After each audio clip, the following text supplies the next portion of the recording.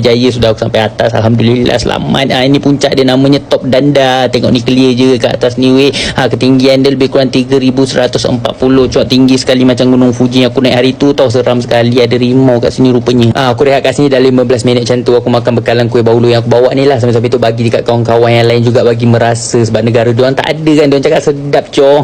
Aku bagi juga kat Tordu ni sebab dia bagi semangat, motivasi. Sampailah aku berjaya naik puncak di sini tau. Okey, sambung lagi jalan pakai baju kelawar ni sebab rintik-rintik sudah. Time ni melalui hutan-hutan belantara kiri kanan penuh dengan pokok-pokok lah. Jalan dia pun okey, landai, dia tak ada masalah. Bukit-bukit pelan je, slow-slow steady je kita naik ke atas. Lepas tu penat rehat lagi, tak ada masalah pun. Banyak rehat je, saya santai kawanku. Buat apa nak laju kan. Kita pun bukan dalam perubahan sampai atas dapat piala coy. Aku perasan time duduk ni ada kamera CCTV. Weh, gila-gila kat rumah aku pun tak ada pasang ni. Kat gunung setinggi ni boleh ada cok, lucu kali macam weh.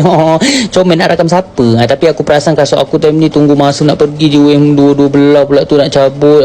Rasa-rasa boleh masuk bersamamu. Dah ini pun bukan kasut baru tau, kasut cari-cari kat rumah masa balik kampung raya hari tu. Tapi mak aku cakap ni kasut lama aku pakailah. Sambung jalan lagi time ni jumpa dengan anjing yang sumpah ya Allah comel kali kau, bulunya tebal rasa nak peluk je aku jangan mendekat aku cakap gurau-gurau je, aku sudah mandi. Bye-bye. Dan tak lama jalan lepas tu sampai sudah aku di Namchi Bazar.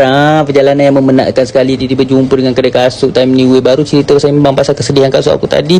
Tapi aku tak bawa banyak money. InsyaAllah lah nanti ada rezeki kita beli. Namchi Bazar ni kalau korang nak tahu, kampung yang paling besar sekali sepanjang Trek Everest Base Camp ni lah. Dan semua bendanya ada di sini tau. Aku tak sempat nak explore time ni, nak cari tempat menginap dulu, ngantuk sangat penat pula tu. Masuk je aku mana-mana guest house yang bertuah aku cari. Baring rehat, aku penat sesangat cok. Aku sampai dalam pukul 5 petang macam tu. Terus dibawanya aku ke bilik.